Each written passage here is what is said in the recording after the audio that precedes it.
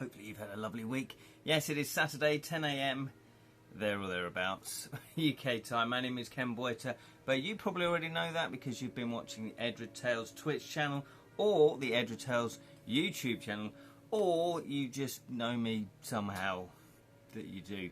But if you don't know me, then welcome. Hello, you do know me now because that's my name. This is Crocklesnook, and 4 minutes late, my friend. I know. Shocking. Shocking. I do apologise. I do apologise. It's good that Martha's the timekeeper. Keep me in check. How is everybody, though? Are you doing well, though, Martha? You're never on time. Correct. Correct. I'm never on time. I know. I sort of aim for a certain time, and then I always underestimate how long it's going to take to get ready, basically. And, you know, I want to use all my time, as much as my spare time as I can, to actually do my creative project. So I do apologise. Yes, it is one of my New Year's resolutions that I'm still struggling with. Is anyone else struggling with their New Year's resolution? What are people's New Year's resolutions? Do people do New Year's resolutions anymore? So, yes, we are here. We are tired, but good. That's good to hear. Trying to outline chapter 16, but it feels clunky, okay, and just bad. Well, yeah. Is it trying to outline chapter 16? I guess outlining can be that because you're just feeling your way through the story, aren't you, Martha? So, for me, this is just what I do. I just get that out. I just kind of put it out there, even if it's clunky and bad, because then you just rewrite. You can just edit it. You can rewrite it. So not a problem. Good morning, Sally. Good morning, Lirin. How are you? Hello. My resolution to not make resolutions is going well. Excellent. Although that's a contradiction in terms. Anyway, there are worse things you could be than late. That is true as well, Lirin. Was going to write handwritten diary every day. Lasted till mid-March. Well, to be fair, that's not bad. Mid-March, that's 2.5 months, isn't it? That's not bad. Yeah, I found that, Lirin. You're either a diary journal keeper or you're not. It's difficult to be sort of halfway, I guess. You know, back in the day, it was a thing to keep a diary. You know, nobody else would read it. It was very private. Nowadays, everybody just puts everything out anyway. So where's the privacy? Where's the privacy of people? But and I tried doing that years ago, and I thought I'm just not one of these people that looks back on the day and says, right, what did I do today? And I'm quite forward-looking. I'm like, right, what's the next thing I'm doing? What's the next thing I'm doing? So keeping a diary for me is not a thing. But that's pretty good going, mid-March. Although, talking of a diary, weirdly enough, I am doing this diary here, Adam in Wales Board Game Designer Journal by Adam Porter. And Adam Porter is a board game designer himself, and he's released this book that focuses on you as a designer, not necessarily focuses on your design projects, if that makes sense. I'm not with my D&D character Thomas. I'm a journal taker. Miss playing him so much. Oh, okay. So yeah. So Martha, you enjoy doing journals, so that's great. And that's the thing. I do think you either really love it or you're not. You know, you're like you struggle to do it. So yeah, I totally get it. But if you love it, then yeah, it's a great thing to do. So I am doing this journal here. So and I think because with this journal, it's not necessarily just writing what you did during the day. It's got a very specific focus, and that is to improve me as a games designer. Lirin's put here, at today's Underground Mall Model Festival, just got a D20 dice ring that allows you to spin a number anytime, anywhere, roll or spin for initiative. Brilliant, that's fantastic. I have seen those. Is it a ring that you spin? Is that what I'm thinking it is? Because I'm pretty sure I've seen them advertised and they look pretty cool. I've also seen the little discs that look pretty cool as well, the metal little discs. Yeah, they look cool. So, what do we have here? Yeah, so this diary isn't like a day-to-day diary, and it's very flexible. He sort of says, when do you want to fill this in? Once a day, once a month, once a week? Because he's got certain reflective logs, which I guess is the closest thing to a diary. And it just says games played, lessons learned, achievements since last reflective log, how I helped another creator, things I achieved before, things I want to achieve before my next log, one action I can take today, when do you do your best design work, how could you free up more of that time? Yeah, night time by not sleeping. So, and then he's got other things that you do, like perspective, playing to win.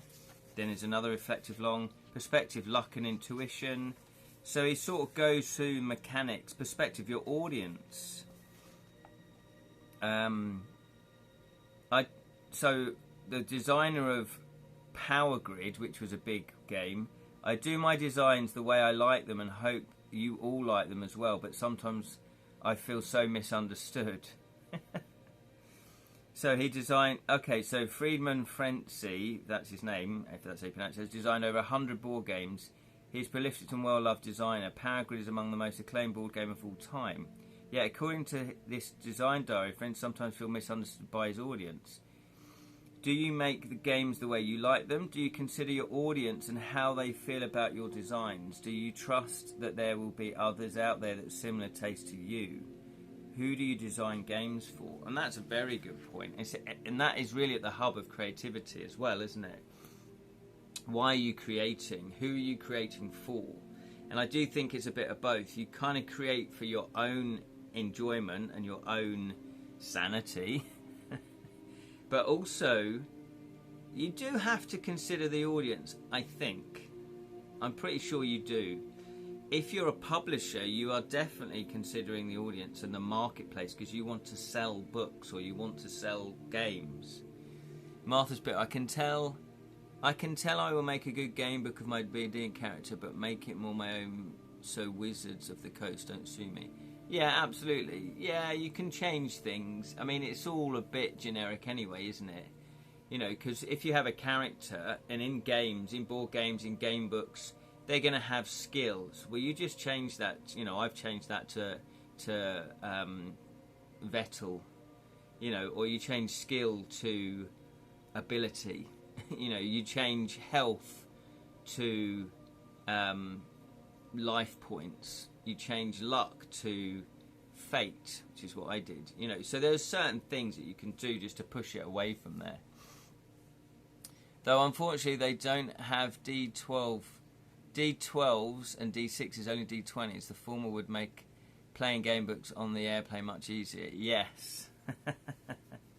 It would do. Yeah, I've got a D12 system, so you'd have to roll a dice with my one. And D10 rings would be a real lifesaver for lone wolf books. Oh god, yeah, they would. They'd be really good. Get 2 of those, and then you're pretty much covered, aren't you? Oh no, you don't need 2. Just do it twice. What am I thinking about? His tree best skill is stealth, health, and luck, since he's a halfling hobbit. Yeah, so you can take. This is how people take something and then they make it their own. They base it off of something. You know, like Warhammer was based off of war games. You know, military war games. You know, like the Battle of Waterloo and, you know, the British in their red coats and stuff like that. They were actually military games that Steve Jackson and Ian Livingstone played, but they like fantasy, so they basically took, you know, some of the mechanics, I guess, of war games and put them into Warhammer. So, you know, and bear in mind you can't copyright mechanics. So if I have a roll and move, you know, if I roll a die and you move your character on a board, nobody can copyright that. Yeah, it's the actual overall package that is the copyrighted item. His dexterity is 20, the max you can get doing D&D. Fantastic. This is very dexterous. Very dexterous. So yeah, so I've been enjoying filling in this journal, as we happen to just ramble onto journal. So I do need, although this is what I mean by, I did start writing the second reflective log, and I did it when I got home, and I was quite late, and I was doing it in bed, and I actually fell asleep, so I've not finished off that that reflective log. But I will do that one. When was that? The 9th of the 7th. So I'm meant to be doing these weekly. So what's the date today? Is it the 13th? Oh, okay, so this is this week's one, so that's fine. So I'll finish it off today. So there you go. So that's, if you are designing board games, this is quite a good book to use. It kind of helps you focus in on the type of games you want to design, what type of games you like and enjoy, and then you can keep a log, as you say, of what games you've played. So here I've played my game, Misbehave, play tested it. Lessons learned was the game was too long, the points were too high, needs to be slightly more complex. So, you know, it's good. It makes you focus in on it. I also play tested another designer's game called Grandad's Adventure, and also, or maybe I shouldn't have said that. Oops. Shouldn't have given the name away. Loot I played, which is a published game by Cheatwell. It's a Ryan Knizia game, and I put here to get lessons learned. Still newish mechanics to be used in card games. Strong themes should infuse game mechanics. So basically, in Loot, you play pirates that want to loot ships as they sail past. So you don't own the ships, but you've got your own pirate ship. And basically, players lay a ship, and if no one else attacks it, you get those points. You get that card, you get that points. But if someone challenges that ship, then you have to challenge back. You have to kind of pirate defend it. So basically, you so if I want to challenge that, and I will lay a card, but I will point it at that card that's on the table. So it's like two ships that are just coming into each other to be hijacked, and then someone else can then hijack the boat as well, and you have to layer up and get more points in order to hijack the card. And so it's very thematic because you've got the cards on the table lined up like they're ships. So I thought, oh, that's pretty cool. That's a good use of cards, that is. So again, there's always stuff to be learned. Always learn with creativity. So that's the journal.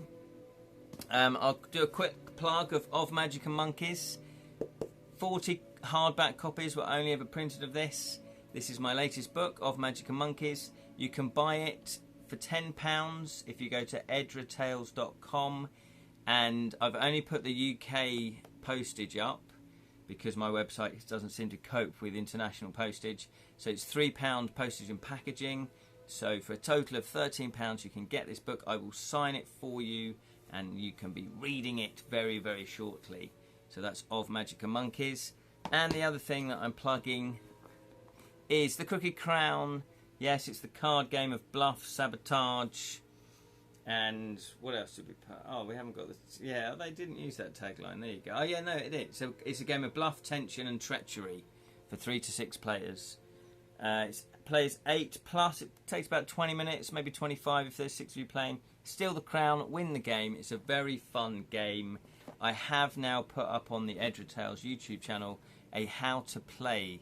So if you're still a bit unsure, have a look at that video and then you'll get to know whether it's a game for you. It's a game of bluff. It's a lot of fun though. It's a game of take that. You can mess with other players and you can heal yourself up. You can reduce their hand size. You can steal cards off each other. You can look at other people's hands because you are all looking for the one card, the Crooked Crown card. So there you go. And you can buy this from Amazon. If you've got Amazon Prime, you'll get free delivery, I believe. Or if you want to, you can go to Cheatwell or Outset and you can order it directly from the publishers. However, you will have to pay postage and packaging, so it's probably best if you go through Amazon if you've got Amazon Prime. So there you go, the Crooked Crown.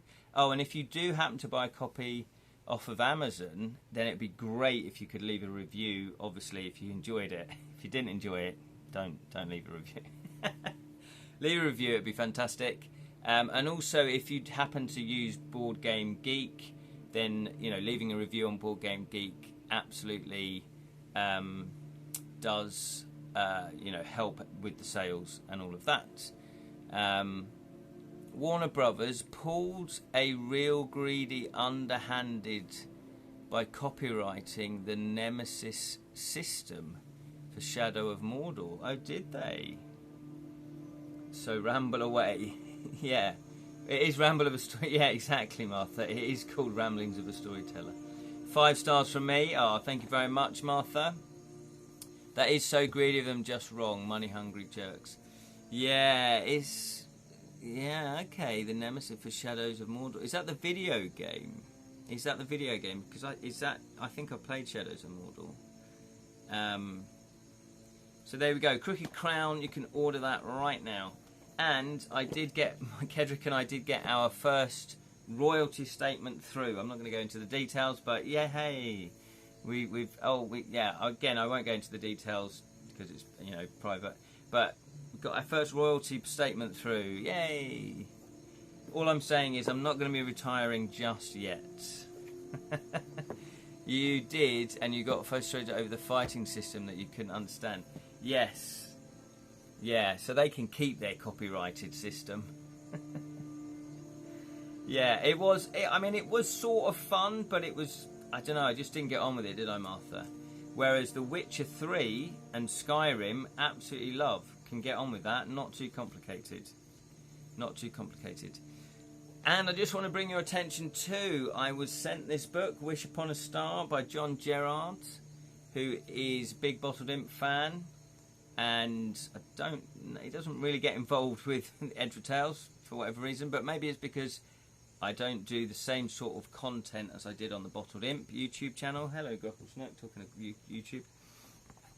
And this is, I think it's available from Amazon. If you like poetry, this is a book of poems, volume 2 collection of poems. And there's some lovely poems in here. He also did write a poem about me, which was lovely, which I believe he did put up into either on my own Facebook page or he did put up into the group. So he's called The Bottle Imp, and I won't read it, but it's a lovely poem about myself, which is very kind of him. And it's basically, I have read quite a few, and it's basically uplifting poetry. It's positive, it's very nostalgic, and it's very personal to him because he does talk about his past, school life. He talks about but there's also a bit of philosophy that runs through it and a bit of deep thinking. So he's got one called The Artist. He's got The Person I Used to Know. Writing is like poker, so he talks about creativity, treasure trove of stories. So he's obviously writing about creativity again and storytelling. The world is pages from a book, so he's quite philosophical in there. It's never too late. Saved by an angel. My sacrifice. So he covers a wide range of topics, but I would say my overall, from what I've read, I've not read them all, but from what I've read, it's quite thinky, gets you thinking about things that maybe you wouldn't, or you haven't for a long time.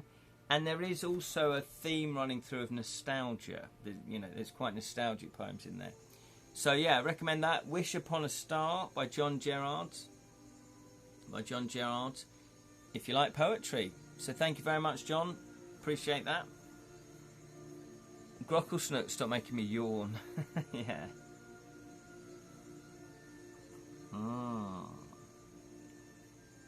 You need some awake juice.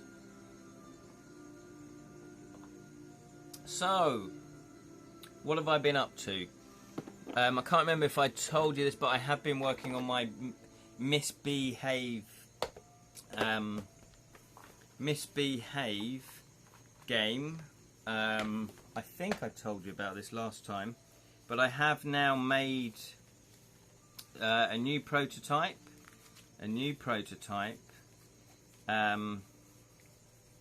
that has beehives. It has 6 beehives. I won't go into all of the rules. It's got flowers now, starting flowers that players start with. And the rough overall idea is that each player is a beekeeper, and you are trying to keep bees and get honey. And so basically you have a flower, and you score by taking the top tile from the nature deck and basically placing it around your flower. If you get 6 different colours, then you can keep that score. You collect them all up, put them in your play area, and that is your score. If, however, there's a rain card that someone plays on you, you have to get rid of your bees and they go back into one of the hives to come out again, because there's some flowers. If you pull a flower out, you get to keep it, but you do get to take some of the bees from that hive. So that is the basics of the game, and there's different scoring on the different bees, and so obviously it's the person with the most points at the end of the game wins the game.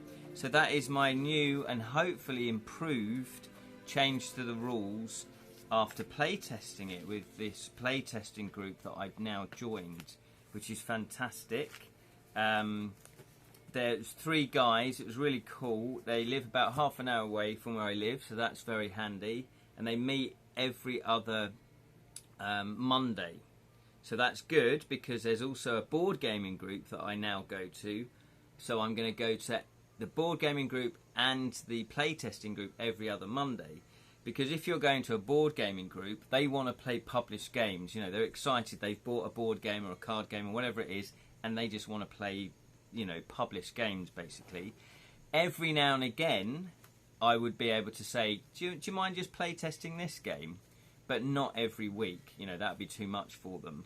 So to have a group that's dedicated to play testing is absolutely fantastic. You know, it means that you know, that you can go along with your prototype, obviously, and they're not going to be, oh no, we've got to play test this. It's quid pro quo. Is that how it is? I'm happy to sit and play test your ones if you play test my one. You know, it's that kind of, you know, you give and take, basically. We've also got wild bees as well, and they're any colour. Ooh. So it's all pretty cool. So hopefully this new and improved version, I won't have to, you know, make too many tweaks to, and that I can then, you know, get it ready to pitch to publishers. 1, 2, 3, 4, 5. I'm missing a hive, but anyway, that's probably in the deck. Heard the game was a real buzz of delight. Where's Jam? We need his jokes, or Dylan. Although Martha's done a very good joke there. Have a tad already in... What's that? Oh, have tad already in the form of salted caramel. That's waking you up, is it, Martha? Fantastic. Salted caramel. That is a great... That is fantastic. We love a bit of salted caramel. So yeah, so this Monday, in a couple of days' time, I'll be able to play test this again to see if it's worked. And that's pretty cool, actually doing it every other week, because it gives you time to change your prototype ready for the next play test. So I'll take it along, and hopefully it won't last an hour. It's only meant to be like a quick 20-minute game. The game is buzzing around. Well, hopefully if it gets published, it will cause a buzz again. There we go. So that's one thing that I've been working on. I might have told you about that last week. Can't remember. Now, the other thing, the main thing really I've been working on, there's 2 main things really. One is my murder mystery game. My murder mystery game, Devilish Dilemmas. And I've redone the board. And this time, rather than I did it on paper last time, so it didn't lay flat, you know, because I had to fold it up. This time I've done it on mount board. So it doesn't click together, so it literally just sits. It will just sit on the table. Yeah, it will just sit on the table. So I've got 8 of these, because it's a big board. So I've got 8 of these. There you go. And they've got different cards on it. Hunch. Oh, I've gone through all this with you anyway. So there you go. So there's the board. There's spaces for the witnesses, all their cards. There's spaces for the location. There's spaces for the other cards like hunch and detection power cards. And there's another track along here. So at the bottom there's an hour track. So you have 24 hours to solve the murder. And you move a little token along. And also there's a prestige track as well that you move your token up to, you know, the more you can solve about the crime, the more prestige you get. And when you get prestige, you can unlock other things that will help you solve the crime. So that's a big step forward. I've got the board redone. Also, that I hadn't made when I first play tested it were the envelopes of the suspects and the witnesses, witnesses. So there's I can't remember how many there are. It's about this many, about 12 suspects. I have a hunch that the game will be good. There we go, Martha, she's on fire. So there's these many suspects that you question, or witnesses that you question. And during any time during the game, if you think one of them, you know, if you think, yeah, it's definitely this one, then you simply take the sealed envelope, so these are all going to be sealed, and then say you think it's Hetty Boothby, you'll go, right, and you'll break the seal, and once that's broken, you are committed to whether or not Hetty did it. And inside, you lift it up, hopefully you can't see through that, and then it will tell you whether they're guilty or whether they're innocent, and then you will read either their confession or you'll read why they're innocent. And if you are correct, then you will basically, that's it, you will then look at the rewards chart, and you will gain rewards of, you know, how well you did. So if you guessed it within 2 hours, you get this. If you guessed it, you know, there'll be different rewards basically. And if you didn't guess it, so say you opened one up, you didn't guess it correctly, it was they were innocent, then you won't get the top reward. You'll get the next level down. So the more guesses you make, the less reward you'll have, even if you do guess it. So I might put it, I haven't quite decided yet, where you only get 3 guesses, and then if you mess up 3 times, then that's the end of it. you don't get a reward. Or maybe 5 times. I don't know. I'll have to think about that. And that will be where the playtesting comes in as well. So I'm very happy with these. We've got the different witnesses here. So it's all cool. What else have we done? Yeah, we reprinted the location cards. We've got the casino. Oh, hello. Why are these upside down? We've got the corridor. We've got the lounge and bar. So there's all different rooms. This one's the wrong way around. Why is that? There we go. We've even got the gentleman's room. And so what you would do is, I'll just show you one. So say you go into the kitchen, it's laying flat on the board, and then you would flip it over, and then it gives you all the details of what is in that kitchen.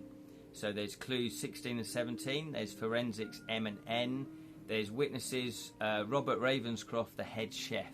But it also says move Alice Cobham, chief housemaid, to this location if not ready here. So there's certain conditions that you set up for each room, and then the first sleuth to go into this room will gain 2 prestige points because you've gone off exploring, so you get a little reward for it. So then you would go on your go, you'd say, right, I've got 2 actions I can do. I'm going to look at clue 16, and you look for clue 16 card and you read it out, and then you keep that clue for further reference later on. And then you might say, I'm going to test for forensics on M. So what you do is you take that card and you don't look at it, because I thought, well, forensics aren't going to be instant, aren't they? So you have to wait until your next go to read out the forensics. Yeah, so you have to wait. You have to just wait. So that also means that they can't look at everything all at once and, you know, and guess it in the first 5 rounds. So hopefully, now I've got this new, oh yeah, look, and I've redone the character sheets, so they're not as big. This is Kitty, so you could play as, this is the amateur sleuth, one of the amateur sleuths that the players can play. Kitty Bradshaw Lawrence, owner of Family Hotel. And it's put here, innate deduction, perform 1 extra action per turn of your choice. And it gives you a little bit of flavour text, personality, wise beyond years, tenacious, decisive, elegant, fun to be with, sharp, enthusiastic, socialite who enjoys dancing, jazz, playing the piano and playing cards.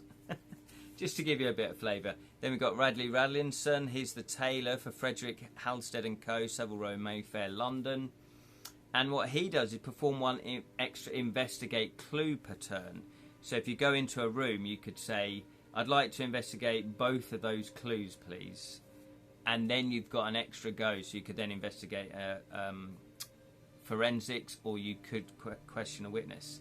Personality, upright, discreet, observant, warm, kind, moral, upholds justice, collects butterflies, members of a gentleman club, likes to play cards. So they all like to play cards. It was the 1920s. What else are you going to do with your time? He has an eye for detail. Absolutely he does. Yeah. Well, I've got the actual... I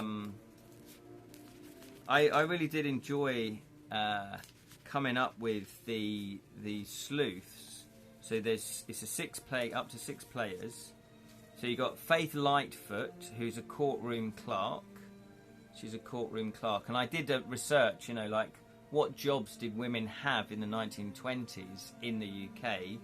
And courtroom clerk was one. Governess was another one. So we've got Constantine Blythe, retired governess. We've got Harold Knight, who is a valet for Lord Hubert. Then we've got Magnus Madgwick, who is a university professor. And as I say, we've got Radley Rallison, who is a tailor, high class tailor, yeah, tailor for the rich. And then we've got Kitty Bradshaw Lawrence, owner of a family hotel. So maybe a bit like Alex Polizia. I've dropped one of the cards. Hang on, bear with me. I don't want to lose that. So I really did enjoy. Is that 6? 1, 2, 3, 4, 5, 6. Yeah. So I really did enjoy coming up with these cards with the sleuths. So all the cards are done, and I think I showed you this last time. I've created the setting of the scene. This is a newspaper that they'll get with each case, and it will say, you know, London Herald, late edition. It says the date, and it's also, you know, it gives you what the actual setting of the murder is. Murder at the Royal. So the first one takes place in the Royal Emirate Hotel. So there you go. And I've put like little authentic 1920s adverts in there. It's just as a nice little touch. So hopefully I can play test this over the next month. Now this one's going to be a harder to play test. Sorry, I had to take a call from Dad. From Dad? That's all right, Leland. We always say real life takes precedence over live stream. No problem. No worries. Yeah, it's more important. Exactly. We all understand each other. So hopefully I can play test the murder mystery game in the next month. Maybe that's my aim, because it is a slightly harder game to get people to play test, you know, for them to want to play test it, because it will take them about 3 hours, 2.5 to 3 hours to play the game. So what we could do, you know, so what I will probably say to them is, like, if you want to play for 3 hours, I'm more than happy. If you want to go all the way through and play test the game, that would be great. If you just want to do an hour's worth because you're annoyed with it, you know, or it's just going to take up too long, you don't want to play one game for 3 hours because not everybody's into that, then again I'd be happy with that, because I just need people to feel how the game plays basically and whether or not they enjoy it. I take it I was not the only one annoyed by Warner Bros. Copyright The Fabulous Nemesis. Yeah, it is a bit. Yeah, it was a bit naughty of them to do that. I don't think I liked... Was that the combat system of that game? Because I didn't really like the combat system. But I think, see, especially with board games, it's really... You can't... Board games especially, it's maybe easier to define what a mechanic is. You know, if I play a card and steal a card off another player, you know, that if I have a card that says steal one card off one player, you can't copyright that. Any other game can use that, and it's very clear that that's what that mechanic is. Video games, I guess, is slightly different. Maybe you can copyright the engine, you know, the coding behind it. I don't really know too much about video games in that respect. No, it was established. It was the establish a rivalry worthy opponent personal rivalry with individual orc system. Oh, okay. Okay. So really, if they hadn't have copyrighted it, could they have sold that to other games manufacturers, you know, other video creators to have in their games? Because they could have made more money out of that, couldn't they? They said, look, you can buy the code off of us. You can license that system out. You know, maybe that was a way to do it, so that they're not restricting it. They're actually saying, yeah, just license it out. We're not going to ask a load of money, but we'll ask a little bit of money.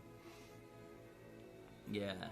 But then I guess in some respects, Lirin, that maybe that because it's coding, that's different, because it's a tricky area, copyright. I'm not really a copyright lawyer, obviously, as you probably guessed.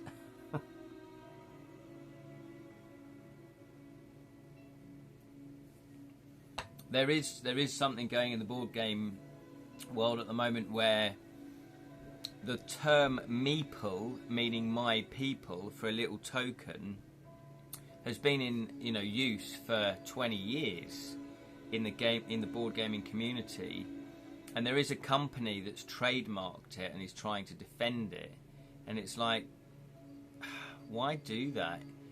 I doubt you'll get, you know, proper legal coverage, because it's been out in the open for 20 odd years. And also, you're just going to annoy everybody because you're stopping other companies using a name, you know, that everybody loves, meeple, which means my people. So, I don't know. Your leg fell asleep. Oh no.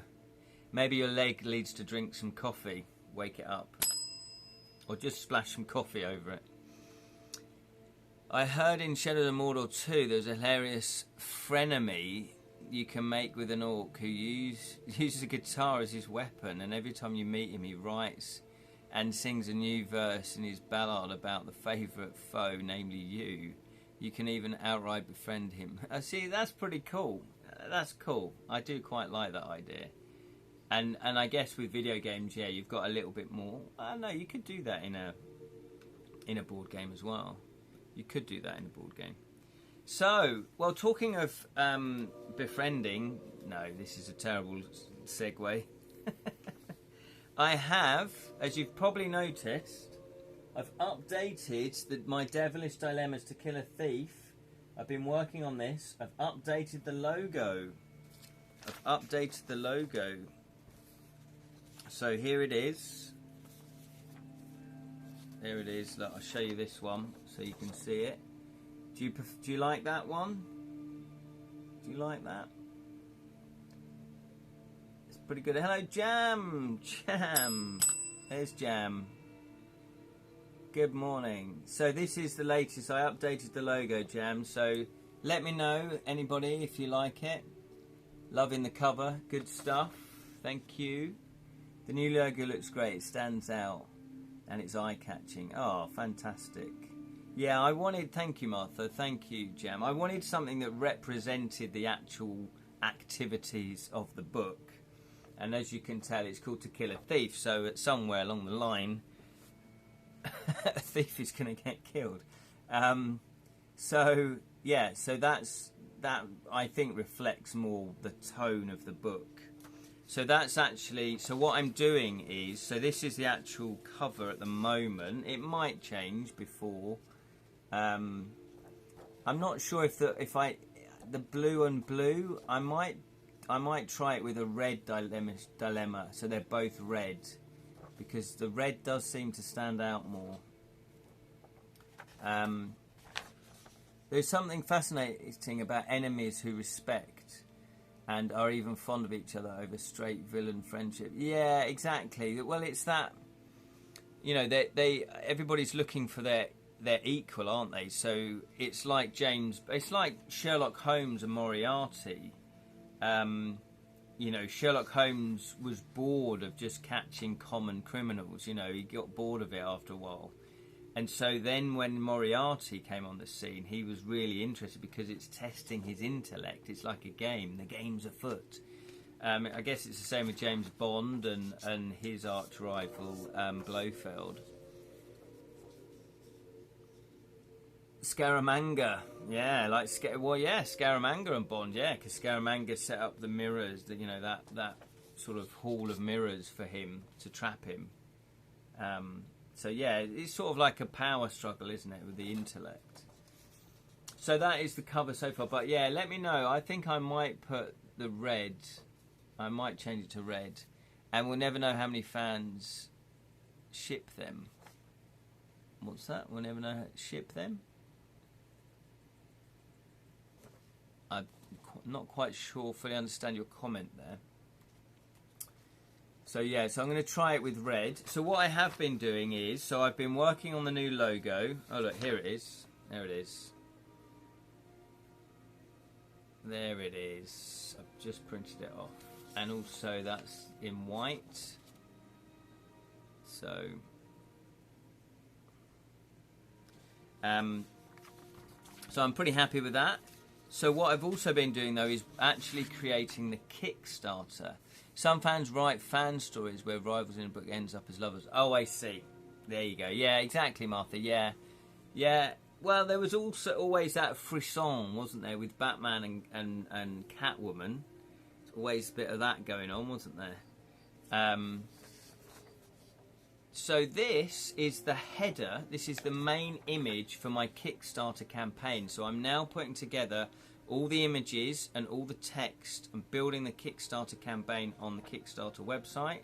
And so this is the main image that you will be greeted with at the moment. Obviously it can all change because the Kickstarter isn't until October. Leerin's put, oh my, Hitchcockian logo if given a 45-degree Dutch angle. Once again, Bond and Triple X. Triple X. What's Triple X? Is that Diesel Washington? No, don't get mixing up. Vin Diesel. Diesel Washington. Diesel Van Damme Washington. Batman and Joker are practically best friends. Yeah, exactly. Yeah, so there's the rivalry. Yeah, it's Dutch angle. Yeah. Do you know what? I did think, as I was designing it, I did think, oh, this is getting a bit Hitchcocky. But also, I sort of thought, I looked at the Bond names as well. I looked at Bond posters. Because it's almost like, you know, A View to a Kill, License to Kill. So I looked at the Bond ones as well. Yeah, the Triple X is the Spinners, the Spy Who Loved Me. What? Is the Spinners? What does that mean? I don't know what. Barbara Bach in The Spy Who Loved Me. Is that her name? Triple X? Oh yes, the Russian spy. She's the Russian spy that works with James Bond. Yeah, okay, there you go. When Batman dead, the Joker felt sad and alone. When Batman died, sorry, yeah. Yeah, exactly. This is the thing. So that's a good theme, isn't it? It's a good theme to write about. But yeah, I kind of thought it's a mixture between Hitchcock, there you go, Hitchcock, Bond, and a fighting fantasy book because of all the blood splatter. You know, it's sort of like horror. So I'm happy with that. I'm glad you're happy with that as well. I'm glad you're happy with that. So there we go. I've just thought of another thing I could do for some of the images actually. But what I'm doing now is, so the next stage, get me, hello. I've got my lino cut. So this is, because what I'm going to be doing is I'm going to be illustrating the book Fighting Fantasy has 20 illustrations, so that's the target, to see if I can put 20 illustrations in. Got my lino, so I'm going to sketch out what I want to draw on here, you know, what I want to cut, and then I'm going to cut it out with tools. And then I do have access to a lino roller printer, you know, press, a roller press, don't know if that's what it's called, where you just turn the roller and this and the cartridge paper. So you put the cartridge paper, you put it face down like that way. So you've cut it all out, you've inked it all up with little rollers, then you put it on cartridge paper, and then it goes through a press, a roller, and then you lift off of the paper.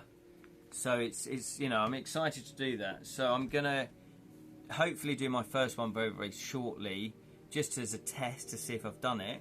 And then what I thought I would do is do limited edition of the prints. So I might do 30 print. Each one gets 30 prints. Once they're sold, they're sold. What about the coin and the map? Yeah, and the coin, will the coin be metal? Yeah, that's the other thing. I've started now to think about the reward levels very loosely. They're not nailed down yet. So maybe a nail would be quite good. No, but yes, I would like the coin to be metal. And I just think having a coin in a Kickstarter is a cool thing. So it's not necessarily for the game, but it does tie in loosely, because in the game you start with 1 gold coglet, basically, because you've gambled it away and you've drunk it away the night before, you've lost your money, and you have bought a map, a treasure map. So you've kind of been scammed, because, you know, it's easy just to draw a fake treasure map and go, there's the treasure. You know, I've got a bad leg, so I can't go off and get the treasure, but I'll sell this for 10 gold. Do you see what I mean? So you've been conned because you got really drunk. So the book opens with you in the tavern. Well, you know, if you playtested, we playtested it, didn't we? So the metal coin just is symbolic of you having 1 gold coin to begin with. The other thing is, I would like to do custom dice. Jonathan Green does. Yeah, where's Jonathan? Jonathan Green does custom dice. So I do need to speak with him to see where he gets his custom dice made. That would be really cool. And I'd have a tier level where you can get everything, but I'd also have a tier level where you get a paperback book, or maybe the hardback book as well, and the dice. So you get 2 D12s, basically, because the system is a D12. We did and loved it. Exactly. Oh, that's very kind of you, Martha. Yeah. I have some dice molds of D12. Oh, do you? Oh, fantastic. Fantastic. Well, there are companies that can customize it for you, so I'll probably do that, because then that takes the pressure off of me learning a new skill and, you know, making my own custom dice. But obviously, yeah, if you're just using them for your own enjoyment, that's brilliant. Yeah, you can. Yeah, exactly. You could make your own custom dice for the game. Yeah, absolutely. Yeah, so that's exciting. So we're going to put custom dice, we'll put a coin, a map. Martha said, how about having a map? And I thought, oh, actually, that's quite a cool idea. Maybe the map, I've just had an idea now, maybe the map could be, what would it be? Could it be a play mat? Would people prefer play mats as opposed to an actual paper map? What do you think? I'll have to do some research on that. How much playmats cost. So yeah, so it's all exciting. I'm moving on with that. A cloth map, yeah, cloth map might be quite cool. And before we go, I'm actually reading a novel. I've finished reading the novel that I was reading. I'm now reading Magic: The Gathering, Whispering Woods. Which I hope there are more of. It says also available from Boxtree, Magic the Gathering Arena. So when at the time of publishing, there was only 2 Magic the Gathering novels. I'm just checking. Oh my god, I didn't realise this came out so early. 1995. 1995. So hopefully there's loads of these in the series, because I'm only like a chapter in. I've just started chapter 2 and I'm loving it. It's really good. It's really good. It's just solid writing. you're introduced to Gull, who I'm not 100% sure what type of creature you are, but he's a cool character, and his village, unfortunately, is getting attacked by goblins in airships or balloons. Yeah, in the air balloon. So it's a really cool book. So if you've never read a Magic the Gathering novel, I would recommend them. Jonathan did a cloth map. Oh, did he? Did a cloth map for Neverland. Right. I'm going to have to do that then. I'm going to have to speak with Jonathan. This is it. Jonathan's the master at game book Kickstarters. Yep, he had a clue in it too, if I recall. Ah, of course. That's clever. That's clever. You would put the clue in there, but if you don't have the cloth map, you'd have to also do it where you don't have, just trying to think, where you don't have to use the, because if you didn't get the tier level with the cloth map, then you'd always have to have a workaround if you don't have the cloth map.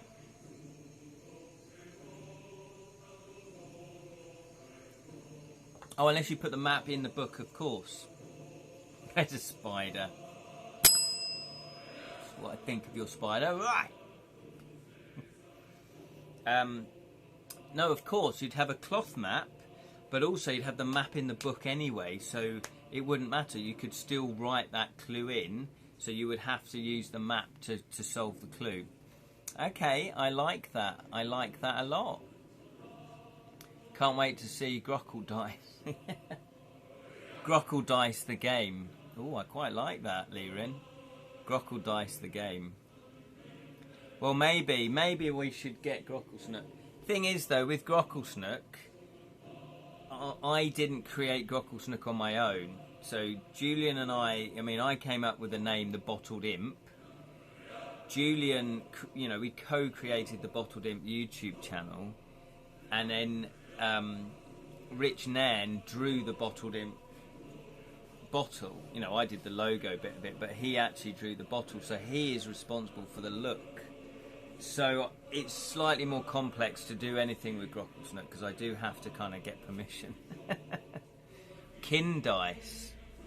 Oh, I quite like Kin Dice, yeah. So Kin, again, is easier for me to do, even though that's a project that Rich and I worked on, but it's slightly easier for me to work into. You just gave me a new idea. Thank you so much. There we go. There you go. That's what the fellowship are here for. Exactly. Helping each other out with their creativity. Grockle Dice. I do like the name Grockle Snook, though. I came up with the name Grockle Snook. Grockle means... I think Grockle means unwanted visitor or mischievous visitor. And Snook means... I can't remember now, but it's made up of two words that I found were quite cool, and I wrote them in my notebook, my writer's notebook, and I thought, oh look, if I put these two names together, it makes a brilliant name. So there we go. So yeah, I have written some children's books, some picture books of Grockle Snook, so maybe I should ask Rich if he can illustrate those. Here's the son of that. He is great and a kind imp. Exactly. Grockle Snook he's one of the kinder ones, yeah. I would love to see an orange kitten react to Grockle Snook. Talking to him, her. Well, I do have access to cats. That sounded wrong, didn't it? Talking of cats, there's a cartoon now on Netflix, Exploding Kittens, which started out as a card game, which is quite fun. Meow. So there we are. So that is pretty much everything I've been working on. So what I'm going to be doing for the rest of the day is working on the Kickstarter, and I'll be working on that's a good point. I forgot about the map. I do want to do a map of the city. I think I'm going to do a map of the city. So here's a question then. I've got the map of Edra, but if I did a map of the city where Devilish Dilemmas, where To Kill a Thief is set, is that spoiling it? This is a question. When you play a game book, do you like to see a map of the city so that when it gives you the choice, do you want to go down that route or that route, do you just want to look at it and go, oh, actually, yeah, I can make my way up there? Or would you rather not know what the map looked like and just explore it anyway? So let me know what you think about that. Speaking of cats, when I get less junk here, I'm getting a cat. Oh, bless. Lovely Martha. Yes, I will spam photo of Edra Tales of the cat. Poor kittens, run for it. Poor like you've never poured before. Want a map. So you would like a map of the city. That's interesting because thematically it works if you have a map, because you're a thief. You know that, you know, of the city. You know the way around the city very, very well. So, yeah, that shouldn't be... That should fit thematically. And also there's a sewer system that you would know your way around in as well. So maybe I could do a map of the sewer system as well. I'll have to have a think. I'll have to have a think. Cool. There we go. That's all my projects. Hopefully you guys have been, you know, doing your projects. Don't overwork yourself. I know, Martha. I know. I know. I know. I'm really trying to finish projects. So I've got these 2 games. I've got Misbehave, and then I've got the Murder Mystery. So these are all the cards. But they're both at the stage now where they're just play testing. So hopefully there won't be too much more work on those, apart from getting together the pitch sheet for each one and a how to play video. Oh dear me, how to play videos, but they're like maximum 2 minutes, 3 minutes maximum. Yes, I've just baked a biscuit project. Hey! And they're the best kind of projects, Sally. Excellent. If you need a play tester for your biscuit project, I'm more than happy. Oh, fantastic. What type of biscuits are they? Look at my beard. I thought this was just stubble, but in the camera it looks like I've got a real pronounced beard. Like I'm the master from the 1970s Doctor Who. Yeah. So, play testing, you know, yeah, so I need to play test the 2 games. Then I need to create a pitch sheet so I can send it off to publishers. I need to create a how to play, just a quick overview video. I may need to also put them up on Tabletop Simulator as well, because that seems to work for some publishers. Yummy, those are great. Orange and lemon shortbread. Oh, Martha, yeah, absolutely, they're yummy.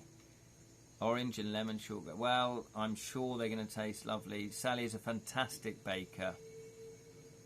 Fantastic baker. So there we are. So that has been another Edra Tales. I could ramble on for more, but I won't. I will let you get on with your day, and I shall get on with my day. Just to remind you then, we are doing part 6 this Wednesday at 6:30 PM UK time. I believe, yeah, I haven't got anything on, have I? Let me double check. Let me double check. 6:30. Yeah, no, it's all good. We're all good. So 6:30, if you want to join in the fun, League of Thieves, 6:30. It's a book written by Sarah Crofton and W.J. Tattersdale, illustrated by Tom Knight. And it was just coincidental that I'd come up with this idea that you'd be playing a thief, and I'd come up with that idea about 4 years ago. And then this is the 3rd book in their series, League of Thieves. I want to beat Kit so badly. He's such a jerk. Yeah. So we are pretty much near the end, and we discovered that Kit betrayed us. So we need to sort him out, basically. By the way, finally Platinum Dark Souls 2 this morning. Well done. Well done. You are kicking those video games asses. Dark Souls 3, here I come. Yeah, maybe I could get involved with Dark Souls then, because I've not played Dark Souls. Did I play Dark Souls? No, I haven't played Dark Souls. I've watched people play Dark Souls on YouTube. But yeah, maybe I could... that could be my next game. Is Dark Souls the original? Is that good? Should I live stream that one? I'll try to platinum Skyrim. Not easy, yeah. I know. Well, all these games are quite difficult, to be honest, aren't they? It's a masterpiece. Oh, okay. So, okay, I'm going to do Dark Souls maybe next. Yeah, because it should be a lot cheaper because it's about 10 years old now, isn't it? So just to remind you, if you would like a copy of my latest book, Of Magic and Monkeys, go to edratales.com. You can order it directly from my own website. It's £3 postage and packaging, plus £10 for the book. It's a hardback. I will sign it for you.